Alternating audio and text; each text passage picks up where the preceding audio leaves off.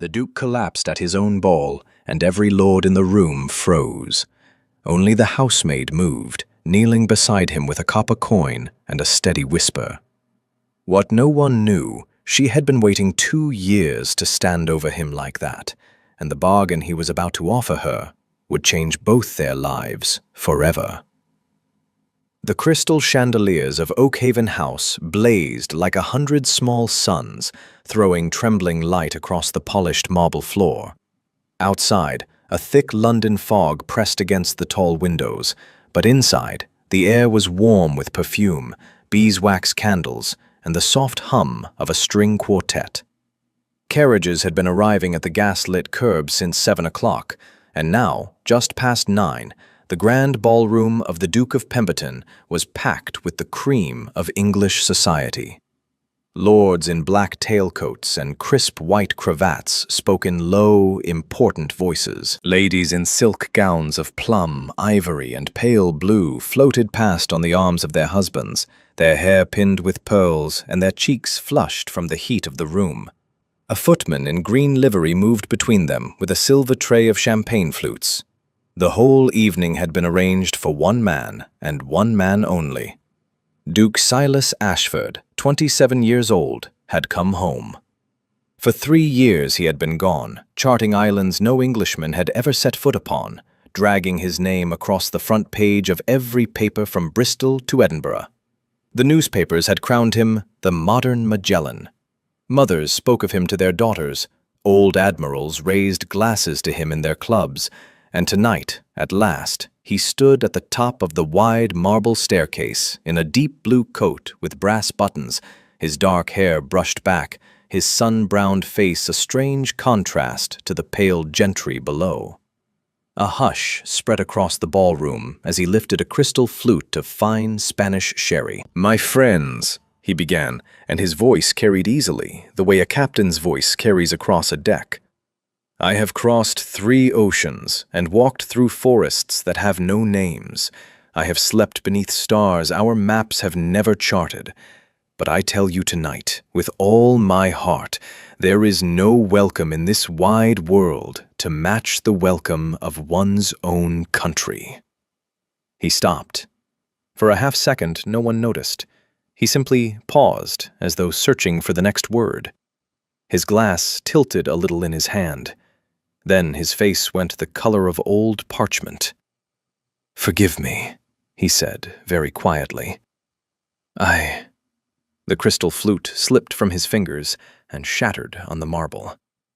A woman near the front gasped. The Duke staggered, one gloved hand reaching for the wall, and then his knees gave way, and he crashed against the heavy velvet curtain by the staircase, dragging it half from its rod as he sank to the floor. The ballroom erupted. Ladies shrieked. A gentleman shouted for a doctor. The string quartet broke off mid-note. People pressed forward, then pressed back, none of them quite knowing what to do with their hands. The Dowager Countess of Wexley fainted into the arms of her companion. Somewhere, a glass dropped and broke. In all of this, no one saw the girl move. Lyra Thorne was 25 years old and had been a housemaid in this house for nearly 2 years. She stood just inside the servants' door, holding a silver tray of small pastries and tiny cuts of cured ham.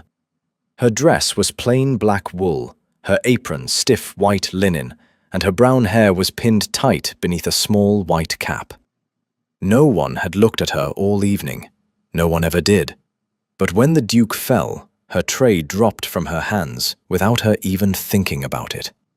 The pastries scattered across the floor. She stepped over them. She pushed past a gentleman in a silk waistcoat who was shouting for water. She did not run. She moved with the steady, unhurried purpose of a person who had seen something like this before. When she reached the Duke, she knelt down in her plain black skirts as though he were any man in any street. A great fat banker tried to pull her back by the shoulder. "Girl, leave him. The physician is coming." She shook him off without looking up. The Duke's eyes were open, but they were not seeing the ballroom.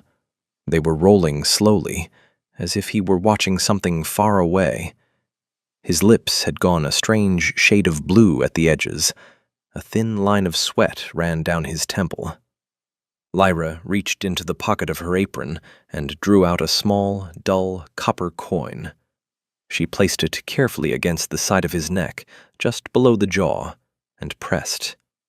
With her other hand, she took his hand and began to count under her breath, a slow, even count, in and out, the way a sailor counts the swell of the sea. 1, hold, 2, hold, 3, hold.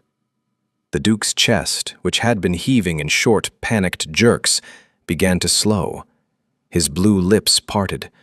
He drew one long, shaking breath, and then another. A whisper passed around the room. "Who is she? What is she doing? Get her away from him."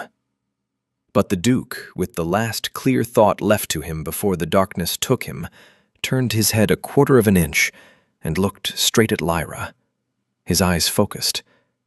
For one strange moment, in a ballroom full of dukes and earls and the wealthiest men in England, he saw only the housemaid. His lips moved. No sound came out, but Lyra read the shape of the word, and her whole face went pale. He had said, Thorn. She had not told a single soul in this house her surname. 2 days later, the great mahogany bedchamber of the Duke of Pemberton was as quiet as a church. Heavy green curtains were drawn against the morning light. A coal fire muttered to itself in the marble grate. The air smelled of camphor, beeswax, and something sour underneath. The sharp, sour smell of a man who has been sweating for 30 hours. Dr. Edmund Whitcomb, physician to half the peerage of England, stood at the foot of the four-poster bed and stroked his grey side whiskers. On the bed lay the Duke, propped against a mountain of feather pillows, his face the colour of candle tallow. His dark hair was damp and stuck to his forehead. His eyes were closed, but the lids fluttered as though he were watching something behind them. "It is most singular," the doctor murmured to the Duke's elderly aunt, Lady Margaret, who sat in a chair by the window. "Most singular indeed. The pulse is steady, the fever is mild, and yet he cannot rise. He speaks of ships, he speaks of reefs and rolling decks. I confess myself baffled, your ladyship." "You are the finest physician in London, Edmund," said Lady Margaret in a thin, tight voice. "Surely there is something." "I have applied 6 leeches behind the ears. I have ordered a strict diet of beef tea and weak claret. I have prescribed bed rest for a fortnight. Beyond that," he spread his hands, "I have written to a colleague in Edinburgh."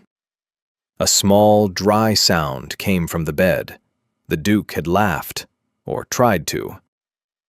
"Ghost ships," he whispered. "Tell him there are ghost ships in the wallpaper." Lady Margaret pressed a lace handkerchief to her mouth.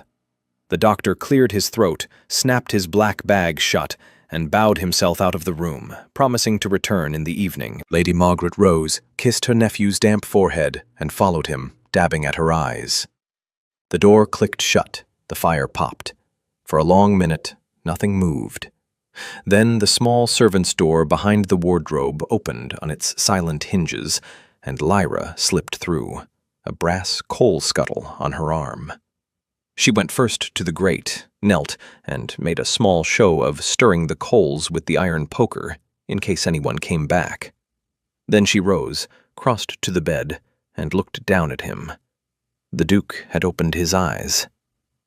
"You came back," he said very quietly. "I work here, Your Grace." "You know what I mean." She set the scuttle down. From the deep pocket of her apron, she drew a small green glass bottle, no bigger than her thumb, stoppered with a twist of waxed cloth. 3 drops on the tongue, she said, every 4 hours. Not water, not tea. It will spoil in tea. What is it? Ginger, sea kelp, 2 other things you would not know the names of. She paused. It will not cure you. It will let you sit up. It will let you think. He took the bottle in a hand that trembled. And the cure? "There is no cure in this country," she said. "What struck you down was not an English poison." He waited. Lyra glanced once at the door, then sat down on the edge of the bed, which was a thing no maid had ever done in this house in 200 years. "The tribes of the Eastern Archipelago you mapped last spring," she said. "They call it the navigator's blindness. It is given to men who see too much. The visions, the ghost ships, the rolling decks, those are not madness. The poison shows you things that are not in this room. My father wrote of it in his journals." The Duke went very still. "Your father? Captain Elias Thorne?" He closed his eyes. For a moment she thought he might be slipping under again. Then he opened them, and they were sharp, sharper than they had been since the ball. "Thorne went down with the Persephone off Java 6 years ago." "He did not go down," said Lyra. "Or if he did not stay down. I have his last letter. It was written 4 years after the Persephone was lost. And I have his journals, all 12 of them, in a trunk under a floorboard in a boarding house in Wapping." The Duke stared at her. "Why are you a housemaid in my home?" "Because the Board of Admiralty struck my father's name from the rolls and left my mother and me to starve. And because, Your Grace, you were the last man to see him alive. I have been waiting in this house for 1 year and 11 months to find out what you did to him." The coal fire cracked once, very loud, in the silence. The Duke did not answer at once. He lay there, staring up at the green silk canopy above the bed, and the silence stretched so long that Lyra began to wonder if the poison had taken his tongue. A cinder fell in the grate. Somewhere far below stairs, a kitchen maid was singing. "I did nothing to him," Silas said at last. "That is what I am afraid of." He turned his head on the pillow. His sun-browned face was thinner than it had been at the ball, the cheekbones sharper, the dark eyes deeper set. He looked older by a decade. "Tell me what you mean by that, Miss Thorne." "I mean that my father wrote to the Admiralty 3 times from a port I cannot read the name of, asking for relief. I mean that you were the senior officer on that station. I mean that no relief was ever sent." She kept her voice level, the way one keeps a cup level when carrying it down a flight of stairs. "I do not know whether you read the letters. I do not know whether they were kept from you. I have come into this house to find out." He closed his eyes again. She thought he was gathering strength to speak, but when he opened them, there were tears standing in the corners, which startled her more than anything that had happened in the last 2 days. "I read one of them," he said. She did not breathe. "One letter reached me at Singapore. It came in a packet of dispatches in the spring of 46. I was 21 years old, and I had just been given my first independent command. Your father wrote that he had found something. He did not say what. He asked for a sloop and 40 men to be sent to a position he gave in coded numbers. His voice caught. I gave the order to send the sloop. 2 weeks later, I gave the order to recall it." "Why?" "Because a senior captain told me Thorne had gone mad, that his coded numbers were nonsense, that he had been chasing a fever dream for 2 years and was wasting Her Majesty's ships." Silas drew a slow, shaking breath. "I was 21. He was 60. I believed him." Lyra's hands had closed into fists in her lap without her knowing it. "The captain who told you that," she said. "What was his name?" "Augustus Hale." She nodded, very slowly. "He is now first mate aboard your own ship, the Aurora. I have seen his name on the crew lists in your study." The Duke went still in a different way now, the stillness of a man whose mind has begun moving very fast behind a quiet face. "Yes," he said. "He is." For a long minute neither of them spoke. The fire muttered. Outside the heavy curtains a hansom cab rattled past on the cobbles of Oakhaven Square, the horse's hooves muffled by the morning fog. "Miss Thorne," the Duke said at last, "I want to make you a proposal. Listen to it before you answer." "Go on." "The Board of Admiralty will hear of my collapse within the week, if they have not heard already. There are men on that board who have wanted my ships and my charts and my title since the day I came home. If they learn that I cannot stand without help, that I see things that are not there, they will declare me unfit. They will strip me of my command. They will give my expedition to another man, very likely to Hale, and within a month every map I have made will be in the hands of a rival shipping house. That is your trouble, Your Grace, not mine. It is yours if you wish to find your father. She said nothing. You have the journals, I have the ships. You know what the poison is and what holds it back. I know the waters where he was last seen. Neither of us alone can finish this. Together we can. He shifted against the pillows, wincing. I am offering you a place beside me, not as a maid, as my private secretary, with quarters near my own and access to my study, my charts, and my correspondence. I will pay you £40 a year. When the Aurora sails in the spring, you will sail with her. She drew in a breath.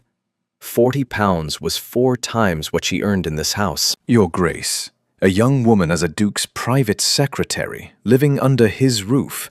There is not a drawing room in London that will not call it scandal. There is not a drawing room in London I give a farthing for. Your aunt, my aunt, will be told you are the daughter of a fallen naval officer to whom I owe a debt of honor, which, as it happens, is the truth. His dark eyes held hers. I am not offering you a kindness, Miss Thorne. I am offering you a bargain. You keep me on my feet. You keep my secret. I take you to the edge of the world to find what your father found. Yes or no? Lyra looked down at the little green bottle in his hand, and then at the man who had, 6 years ago, called back the ship that might have saved her father. Yes, she said. On one condition. Name it. When we find him, you will look him in the eye and tell him what you told me. Every word of it. The Duke held out his hand. After a moment, she took it. A week passed, and London turned colder. The fog that rolled up from the river was the yellow, choking kind that made gas lamps look like drowned moons and turned every passerby into a black shape with no face. The papers called it a particular. The dock workers called it worse. By Thursday morning, it lay so thick over Oakhaven Square that Lyra, drawing back the heavy curtains in the Duke's study, could not see the railings of the garden. She wore a new dress now, grey wool, cut plain but well, with a small white collar and cuffs of fine linen. Her hair was still pinned up, but no cap sat on it. Lady Margaret had taken the news of her appointment with the stiff, frozen politeness of a woman who has been outmaneuvered and knows it, and had sailed for Bath the following morning, leaving the house to her nephew and his scandal. The Duke was at his writing desk, signing a letter, when Lyra came in with a tray of strong black tea and the little green bottle. 3 drops, she said, setting it down. 3 drops, he repeated, and obeyed. He could sit now without the room turning. He could walk the length of the long gallery if she walked beside him. But the visions had not gone. They had only changed. The ghost ships of the first days had grown quieter, more particular, more strange. He had told her 2 nights ago that the pattern of the parquet floor in the dining room looked to him like a chain of low islands seen from the masthead at dawn. She had written it down in a small leather notebook.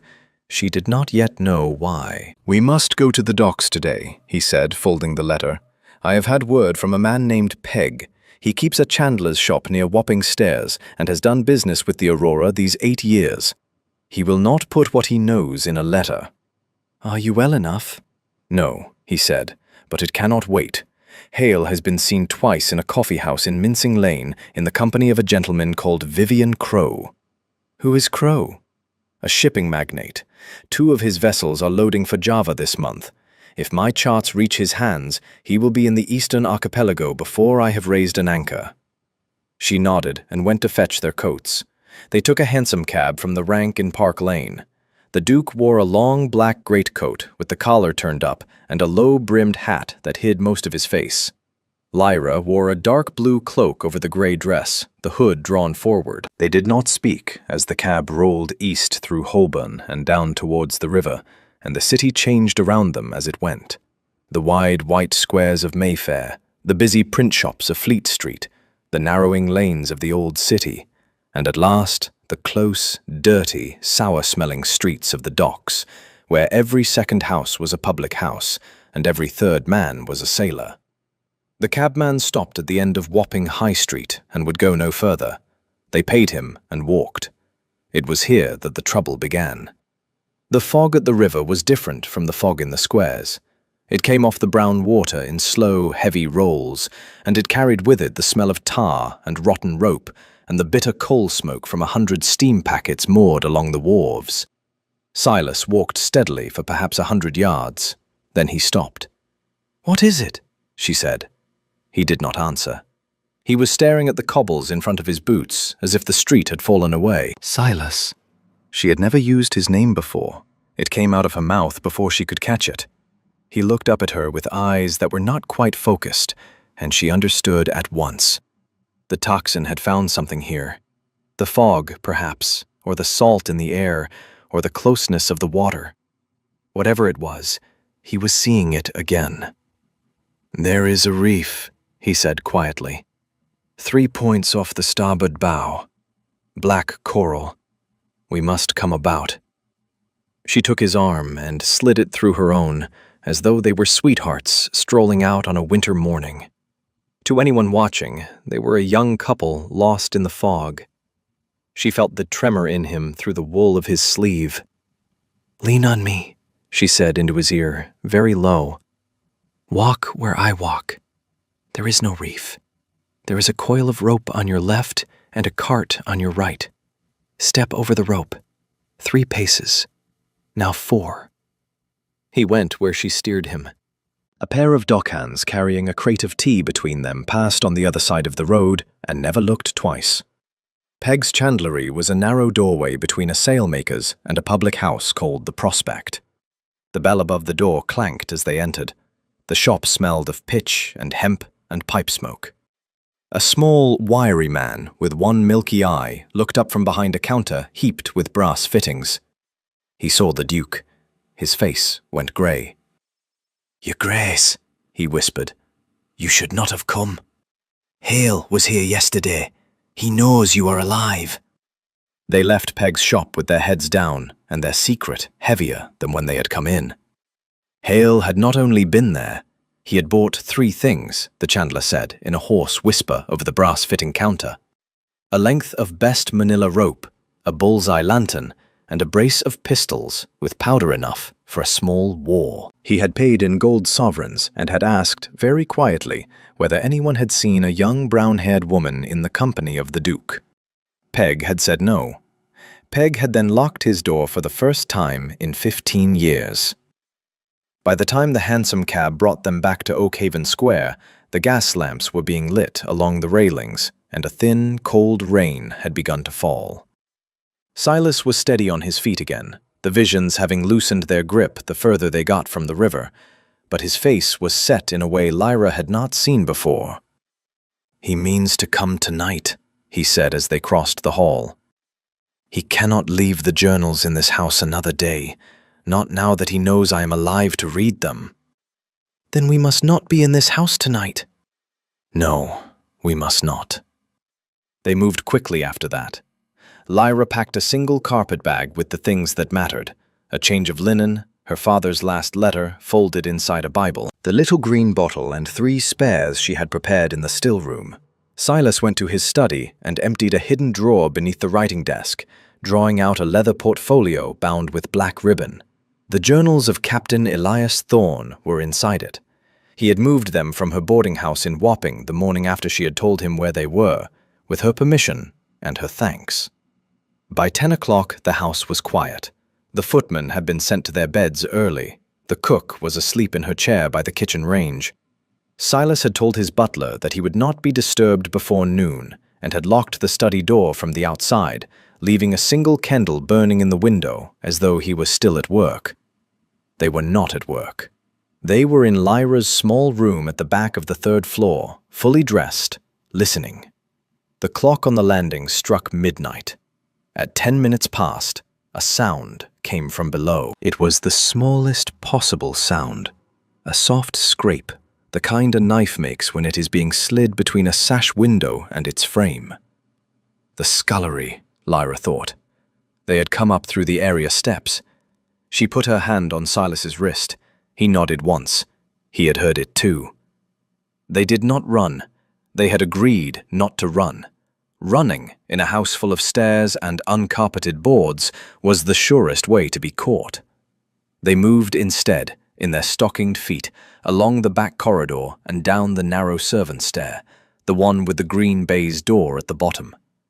From below came another sound now, the soft thud of boots on stone, and a man's voice, low. Up the back, quick about it. There were 3 of them at least, possibly 4. Mudlarks, the Duke had called them, when she described the kind of men Hale would hire. The wiry, half-starved boys and grown men who picked a living out of the Thames mud and would cut a throat for a sovereign. They were already inside. Silas led her not to the front door, but through a small panelled passage behind the dining room and into the mews at the rear of the house, where the horses were kept. He had spoken to no one about this route. The stable boy was asleep in his loft above the carriage house, and the carriage horses snorted softly in their stalls. They slipped out through the side gate into the lane. The rain had thickened. The lane smelled of wet straw. A 4-wheeler was waiting at the corner of South Audley Street with its lamps turned down. Silas had paid the driver £2 in advance, and another 2 were promised on arrival. They climbed in. The driver clicked his tongue, and they pulled away into the rain, and behind them, in a tall house in Oakhaven Square, the single candle in the study window burned on for another half-hour before a heavy boot kicked the locked door open, and 3 men found nothing inside but an empty desk. They did not stop in London. They went straight to Paddington and there boarded the night mail train for the West Country, paying for a private second-class compartment because a first-class one would be remembered. The carriage smelled of coal smoke and damp wool. The lamps were turned down low. Lyra sat opposite Silas with her cloak pulled around her shoulders and watched the dark fields of Berkshire roll past the rain-streaked window. He spoke at last when they were somewhere west of Reading, and he did not look at her when he spoke. "There is a thing I have not told you, and I had meant to tell you before this." She waited. "The order to recall the sloop in 46. The one Hale persuaded me to give. I signed it, Lyra. But before I signed it, your father wrote to me a second time. I never opened that letter. It came in a packet on the morning I sailed for the Spice Islands, and I put it aside for the voyage. And then I forgot it. It was in my sea chest for 9 months. When I opened it, it was too late." The wheels rattled under them. "What did it say?" "It said he had a daughter in London, and would I see that she was safe." The train reached Truro a little before noon the next day, and a hired post-chaise carried them the last 12 miles to the coast. Silas's ancestral seat, a place called Trevarrow, stood on a finger of grey rock that ran out into the Atlantic above a small fishing village. It was not a grand house. It was a low, weather-beaten manor of granite and slate, built 3 centuries ago by a Cornish ancestor who had wanted to see the sea from every window. The Duke had not set foot in it for 11 years. An old caretaker, a man called Penrose, met them at the gate with no surprise on his face at all, as though dukes arrived without warning in carpet-bags every Tuesday. The salt wind came off the cliffs like a clean knife. By the second day, Silas could walk to the headland and back without leaning on her arm. By the third, he could read a chart for an hour at a stretch without the lines beginning to swim. Lyra had set up a kind of workroom in the old library, a long, stone-floored chamber that smelled of book dust and wood smoke, with 2 tall windows that looked straight out over the water. She had laid her father's journals out along the great oak table in the order of their dates. Silas had spread his own charts at the other end. On the morning of the 4th day, they began to put them together. Captain Thorne's journals were not what a stranger would expect. He had been a man with a clerk's neat hand and a poet's eye, and he had filled his pages with sketches of birds and shorelines and small, careful notes on the color of the water at different depths. But every fourth or fifth page carried something different, a column of numbers down the margin, a small diagram that looked at first glance like a windrose, but was not. A list of phrases in a language neither of them knew. "He was writing in two voices," Lyra said on the second morning, turning a page slowly. "One for any man who might find the journal, one for someone he trusted to read between the lines. He was writing for you. He was writing for whoever could read his stars." She tapped a page. It was a sketch of a night sky as seen from the deck of a ship, with 5 stars circled and a faint line drawn between them. Beside it, her father had written, in his small, clean hand, "The sailor's eye is never enough. One must also drink the cup." Silas frowned at it. Drink the cup. He used the phrase twice more, here and here. She turned to the relevant pages. "I thought for years it was a way of saying, take the bitter medicine. But—" She stopped. Silas was no longer looking at the journal. He was looking at the wall behind her, at nothing, and his face had gone the particular shade of gray she had learned to watch for. "How bad?" she asked. "Not bad. Different." He pressed his fingers to his temples. "There is a chain of small islands strung out between the bookcase and the window." "How many?" 5. No, 6. The 6th is smaller." She picked up her notebook and wrote it down without comment, as she had done a dozen times in the past 3 weeks.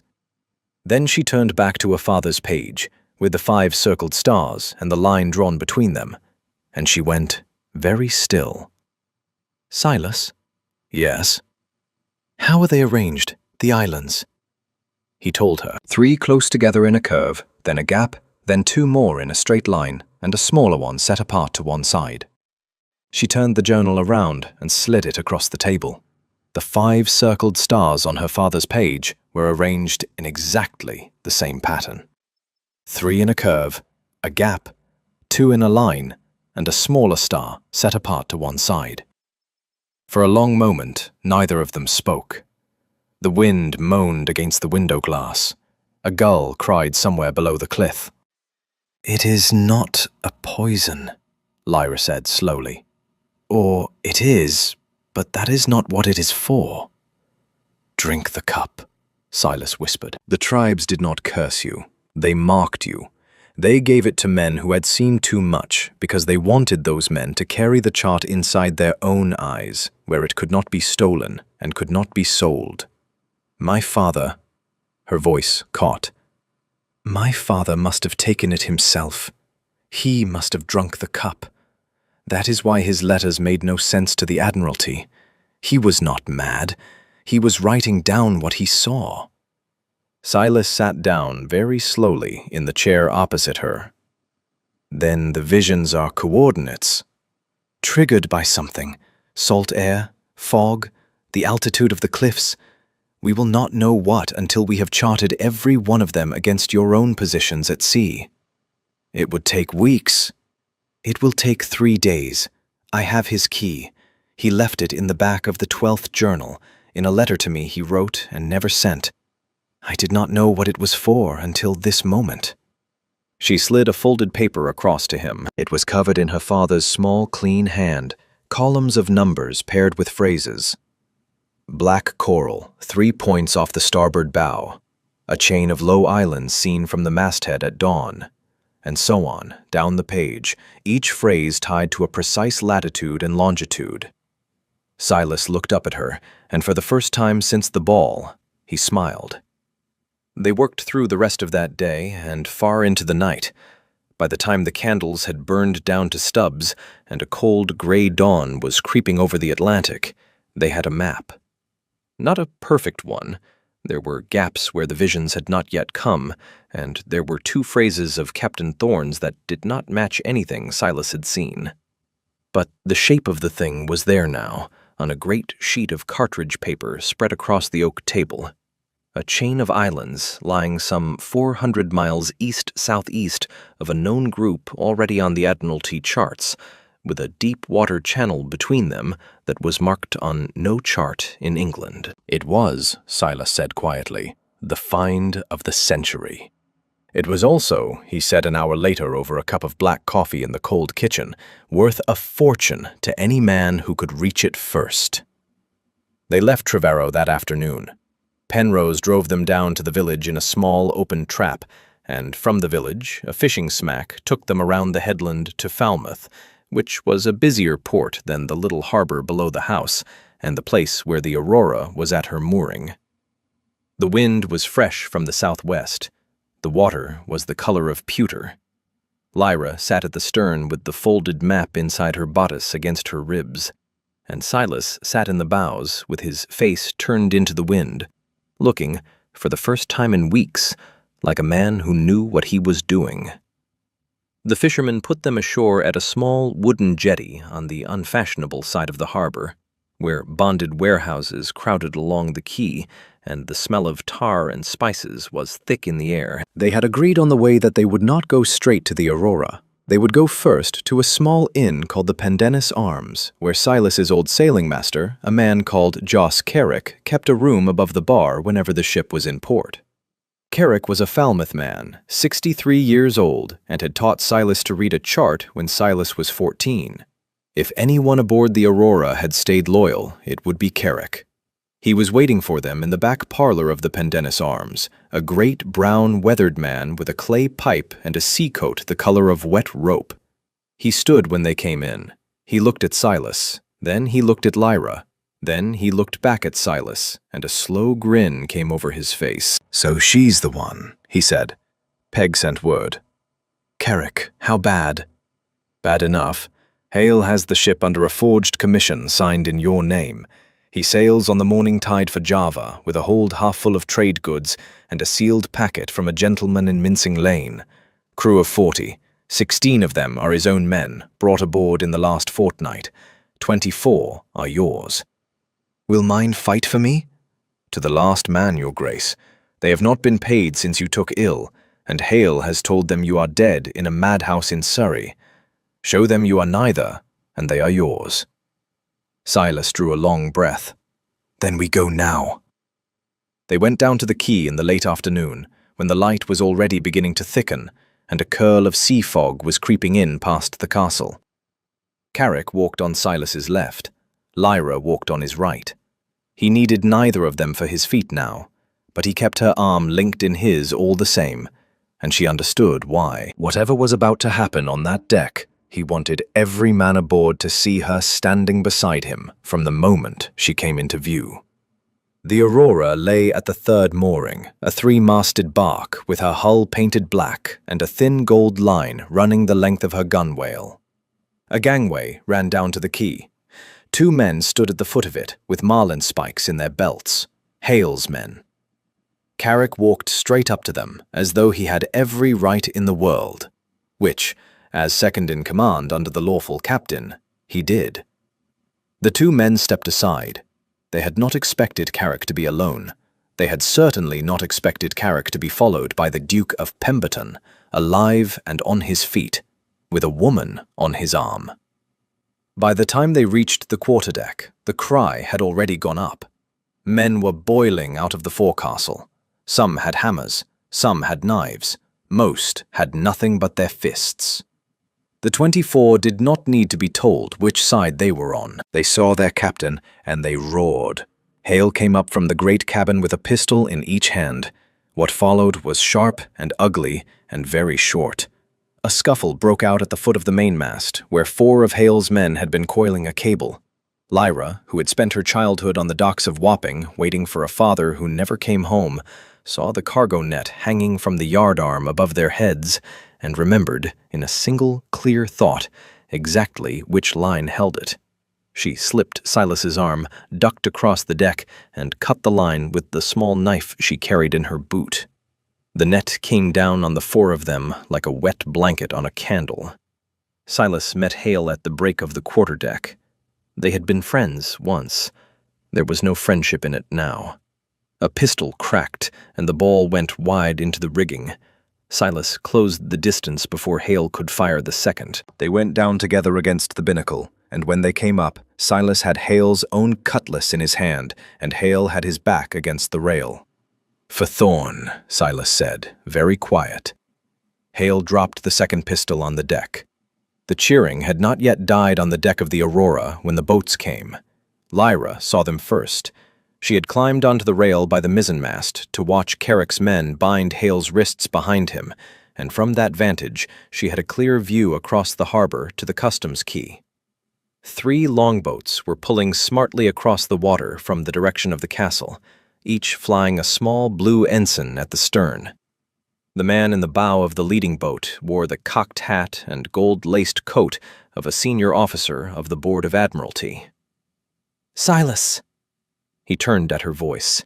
He had blood on his cuff from a graze along Hale's cheekbone, and his hair had come loose at the temple. He followed her pointing hand. His face changed. "Crow has sent his friends," he said. "Will they board?" "They will board." Carrick was already at his elbow. "Your Grace, the mooring is yours. Say the word and we cut the cable. The tide will carry us out before they reach the chains." Silas thought about it for perhaps 3 seconds. Lyra watched him do it. She saw the calculation in his eyes, the weighing of distances and currents and risks, the captain's mind that her father had once written of in his journals as the cool, small flame at the heart of any good sailor. Then he shook his head. "No, we do not run. If we sail under suspicion now, every port between here and Java will be closed against us. We meet them on this deck, and we settle it here." Carrick blew his breath out hard, but he did not argue. He turned and began bawling orders. Hale was dragged below to the brig.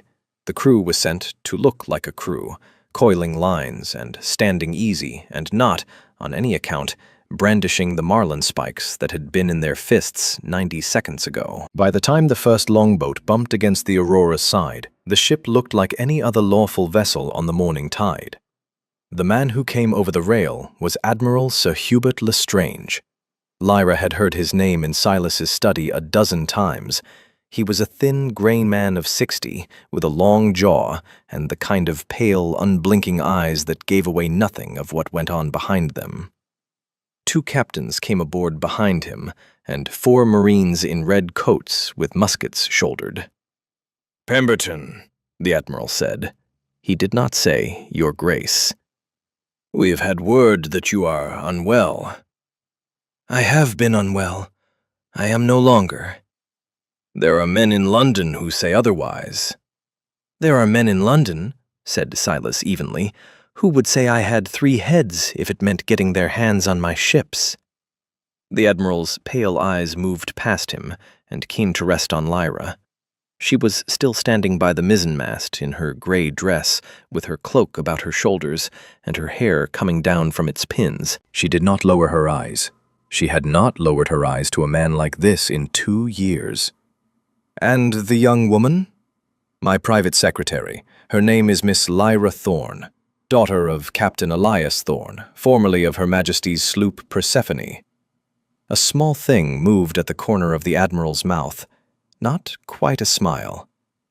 "Pemberton, we have had a deposition sworn before a magistrate 3 days ago by your former first mate, Mr. Augustus Hale, that you suffer from a violent derangement of the mind, that you see ships in the wallpaper, and that you have placed yourself in the keeping of an unmarried woman of unknown family for the purposes of—" "Where is the deposition?" Silas said.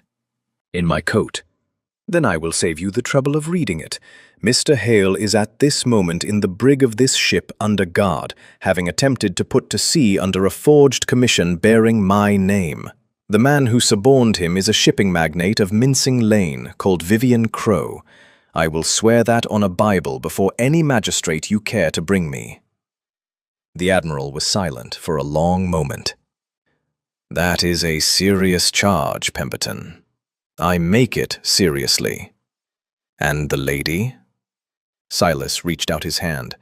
Lyra came down from the rail and walked across the deck and put her hand in his, and his fingers closed around hers, and she felt, through the kid of his glove, that they were not entirely steady. He turned to face the Admiral, with her at his side. "Sir Hubert, I am not mad. I have been ill, and I am recovering, and the woman beside me is the reason I am alive at all. She is the daughter of a Queen's officer who was abandoned by this service 6 years ago, and I will not have her name spoken of in any tone but respect on any deck of mine." He drew from inside his coat a folded sheet of cartridge paper. Lyra knew it without looking. It was a fair copy of the map they had made at Trevorrow, with her father's coordinates set against Silas's own, and the chain of islands drawn in clean, black ink. "This," he said, "is the work of 2 voyages and 2 lifetimes. Captain Thorne began it. I have finished it. Miss Thorne has made it possible. I intend to sail in 3 weeks with her aboard as co-owner of the expedition, her name on the articles beside mine, her share of any profits 1/2.